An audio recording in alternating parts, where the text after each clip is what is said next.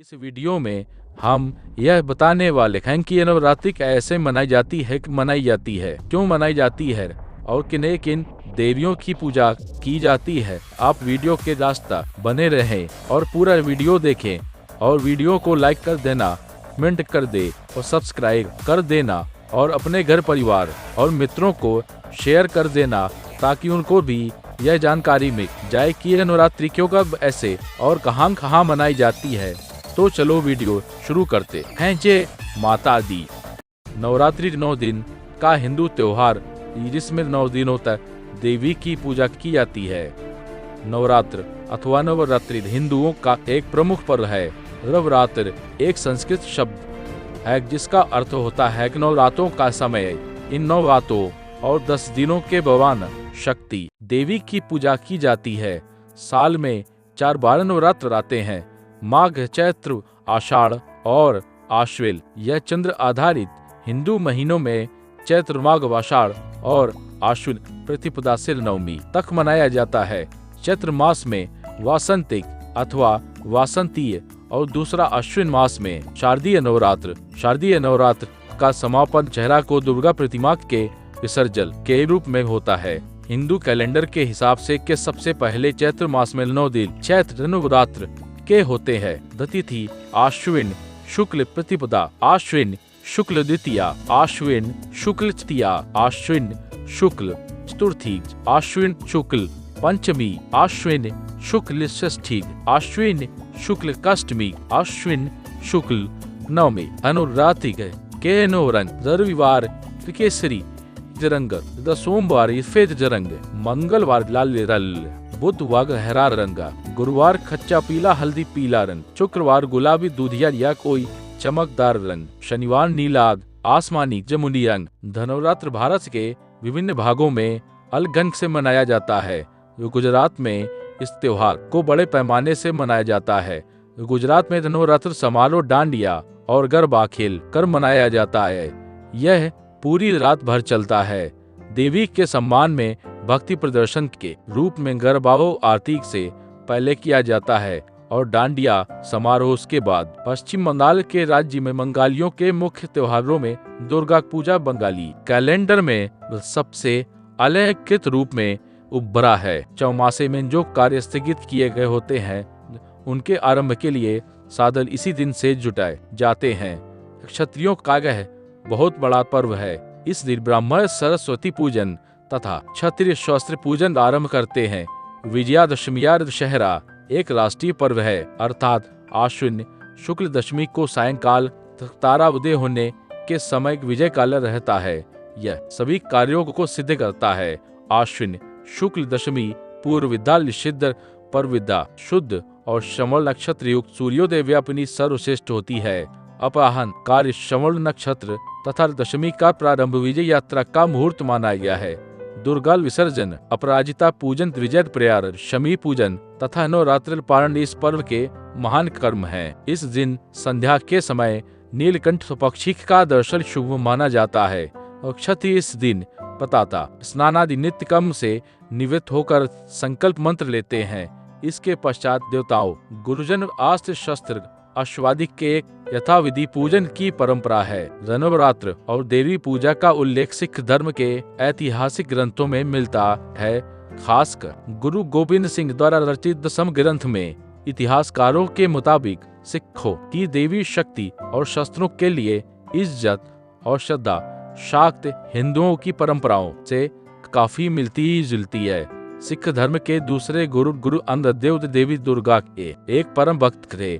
जैन धर्म के पैरोकारों ने अक्सर हिंदुओं के साथ नवरात्र के सामाजिक और सांस्कृतिक जश्न मनाए हैं। खासकर गरबा से लोक नाचों में दुर्गा पूजा का पर्व हिंदू देवी दुर्गा की बुराई के प्रतीक राक्षस महिषासुर पर विजय के रूप में मनाया जाता है।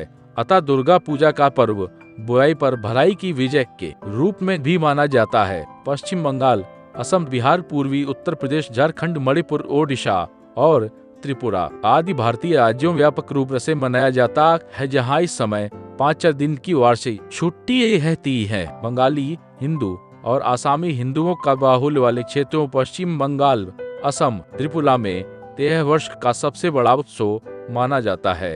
यह केवल सबसे बड़ा हिंदू उत्सव रहे, अपितु यह बंगाली आसामी गोड़िया हिंदू समाज में सामाजिक सांस्कृतिक रूप से सबसे महत्वपूर्ण उत्सव भी है। पश्चिमी भारत से के अतिरिक्त दुर्गा पूजा का उत्सव दिल्ली, उत्तर प्रदेश, महाराष्ट्र, गुजरात, पंजाब, कश्मीर, आंध्र प्रदेश, कर्नाटक और केरल में भी मनाया जाता है। दुर्गा पूजा का उत्सव हिंदू जनसंख्या वाले नेपाल और हिंदू जनसंख्या वाले बांग्लादेश में भी बड़े त्योहार के रूप में मनाया जाता है। वर्तमान में विभिन्न प्रवासी आसामी और बंगाली सांस्कृतिक संगठन संयुक्त राज्य America, Canada, United Kingdom, Australia, Germany, France, Netherland, Singapore और कुवैत सहित विभिन्न देशों में आयोजित करवाते हैं। वर्ष 2006 में ब्रिटिश संग्रहालय में विशाल दुर्गा पूजा का उत्सव आयोजित किया गया। दुर्गा पूजा की ख्याति ब्रिटिश राज में, बंगाल और भूतपूर्व असम में धीरे धीरे बढ़ी। हिंदू सुधारकों ने दुर्गा को भारत में पहचान दिलाई और इसे भारतीय स्वतंत्रता आंदोलनों का प्रतीक भी बनाया। दिसंबर में कोलकाता की दुर्गा पूजा को यूनेस्को की अगोचर सांस्कृतिक धरोहर की सूची में सम्मिलित किया गया। नव दुर्गा सनातन धर्म में भगवती माता दुर्गा, जिन्हें आदिशक्ति, जगत जननी, जगदम्बा भी कहा जाता है, भगवती के 9 मुख्य रूप है, जिनकी विशेष पूजा व साधना नवरात्रि के दौरान और वैसे भी विशेष रूप से की जाती है। इन 9 दुर्गा देवियों को पापों की विनाशिनी कहा जाता है। हर देवी के अलग अलग वाहन हैं, अस्त्र शस्त्र हैं, परंतु यह सब एक हैं और सभी परम भगवती दुर्गा मांझी से ही प्रकट होती है। दुर्गा सप्तशती ग्रंथ के अंतर्गत देवी कवच स्तोत्र में निम्नलिखित श्लोक में 9 दुर्गा के नाम क्रमशः दिए गए हैं। प्रथम शैलपुत्री, द्वितीय ब्रह्मचारिणी, तृतीय चंद्र घंटेति कुष्मांडिति, चतुर्थकम पंचम स्कंद मातेति, षष्ठ कात्यायनीति, सप्तमली कलातिथि महागौरीति, चाष्टमम नवम सिद्धिदात्री चनो दुर्गा प्रकीर्तिता, उक्तान्येतानि नामानि ब्रह्मणैव महात्मना। ये कहते हैं भगवान शिव ने भी इस देवी की कृपा से यह तमाम सिद्धियां प्राप्त की थी। इस देवी की कृपा से ही शिव जी का आधा शरीर देवी का हुआ था। इसी कारण शिव अर्धनारीश्वर नाम से प्रसिद्ध हुए। इस देवी के दाहिनी तरफ नीचे वाले हाथ में चक्र, ऊपर वाले हाथ में गदा तथा बाईं तरफ के नीचे वाले हाथ में शंख और ऊपर वाले हाथ में कमल का पुष्प है। विधि विधान से 9वें दिन इस देवी की उपासना करने से सिद्धियां प्राप्त होती हैं। इनकी साधना करने से लौकिक और परलौकिक सभी प्रकार की कामनाओं की पूर्ति हो जाती है। माँ के चरणों में शरणागत होकर हमें निरंतर निष्ठा रहकर उपासना करनी चाहिए। इस देवी का स्मरण ध्यान पूजन हमें इस संसार की असारता का बोध कराते हैं और अमृत पद की ओर ले जाते हैं। शैलपुत्री दुर्गा जी पहले स्वरूप में शैलपुत्री के नाम से जानी जाती हैं। यही 9 दुर्गाओं में प्रथम दुर्गा है। पर्वतराज हिमालय के घर पुत्री रूप में उत्पन्न होने के कारण इनका नाम शैलपुत्री पड़ा। नवरात्र पूजन में प्रथम दिवस इन्हीं की पूजा और उपासना की जाती है। इनका वाहन वृषभ है, इसलिए यह देवी वृषारूढ़ा के नाम से भी जानी जाती हैं। इस देवी ने दाएं हाथ में त्रिशूल धारण कर रखा है और बाएं हाथ में कमल सुशोभित है। यही सती के नाम से भी जानी जाती हैं। एक बार जब सती के पिता प्रजापति दक्ष ने यज्ञ किया तो इसमें सारे देवताओं को निमंत्रित किया, पर अपने दामाद भगवान शंकर को नहीं। सती अपने पिता के यज्ञ में जाने के लिए विकल हो उठी। शंकर जी ने कहा कि सारे देवताओं को निमंत्रित किया गया है, उन्हें नहीं, ऐसे में वहां जाना उचित नहीं है। परंतु सती संतुष्ट नहीं हुई। सती का प्रबल आग्रह देखकर शंकर जी ने उन्हें यज्ञ में जाने की अनुमति दे दी। सती जब घर पहुंची तो सिर्फ माँ ने ही उन्हें स्नेह दिया। बहनों की बातों में व्यंग्य और उपहास के भाव थे। भगवान शंकर के प्रति भी तिरस्कार का भाव था। दक्ष ने भी उनके प्रति अपमानजनक वचन कहे। इससे सती को क्लेश पहुंचा। वे अपने पति का यह अपमान न सह सकी और योगाग्नि द्वारा अपने आप को जलाकर भस्म कर लिया। इस अनिष्ट से व्यथित होकर भगवान शंकर जी ने अपने केश से वीरभद्र को उत्पन्न कर दक्ष प्रजापति का यज्ञ विध्वंस करने हजारों गणों के साथ भेजा और उस यज्ञ का विध्वंस करा दिया। यही सती अगले जन्म में शैलराज हिमालय की पुत्री के रूप में जन्मी और शैलपुत्री कहलाई। शैलपुत्री माता को पार्वती माता के नाम से भी जाना जाता है।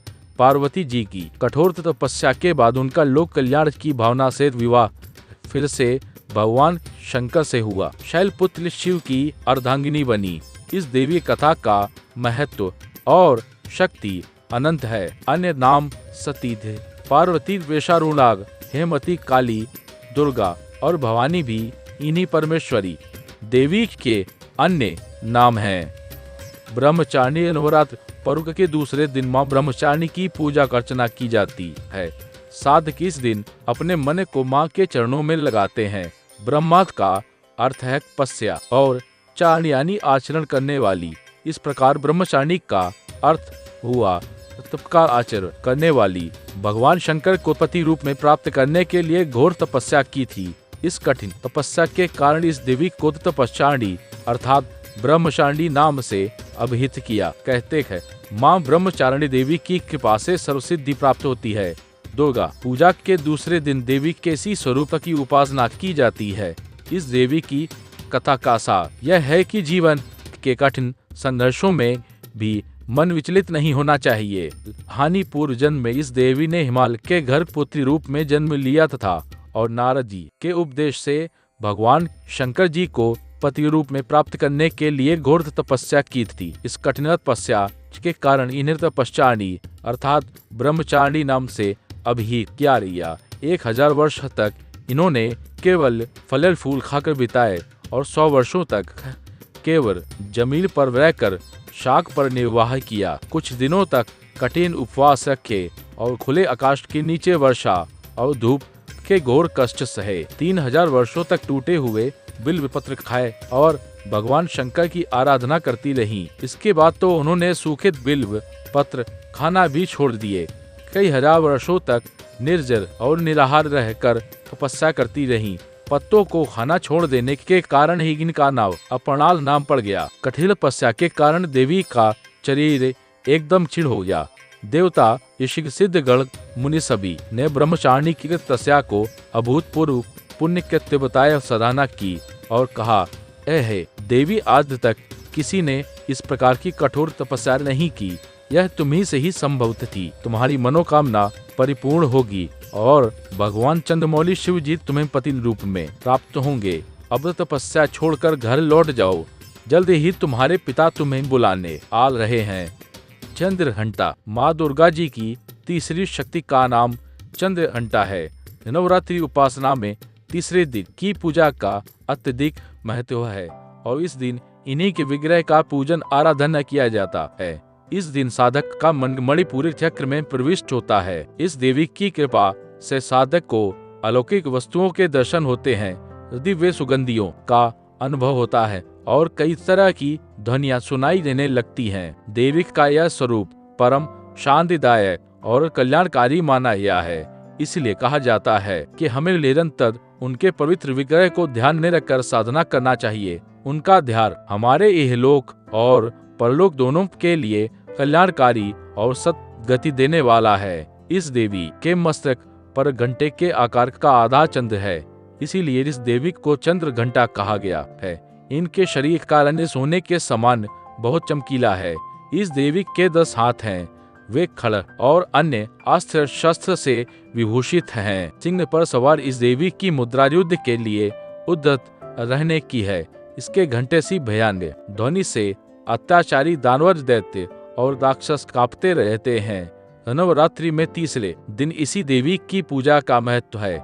इस देवी की कृपा से साधक को अलौकिक वस्तुओं के दर्शन होते हैं, दिव्य सुगंधियों का अनुभव होता है और कई तरह की ध्वनियां सुनाई देने लगती हैं। इन क्षणों में साधक को बहुत सावधान रहना चाहिए। इस देवी की आराधना से साधक में वीरता और निर्भयता के साथ ही सौम्यता और विनम्रता का विकास होता है। इसलिए हमें चाहिए कि मन, वचन और कर्म के साथ ही काया को विहित विधि विधान के अनुसार परिशुद्ध पवित्र कर के चंद्र घंटा के शरणागत होकर उनकी उपासना आराधना करना चाहिए। इससे सारे कष्टों से मुक्त होकर सहज ही परम पद के अधिकारी बन सकते हैं। यह देवी कल्याणकारी है।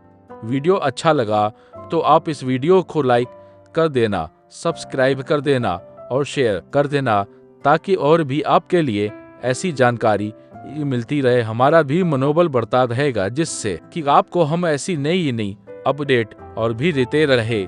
धन्यवाद। जय माता दी।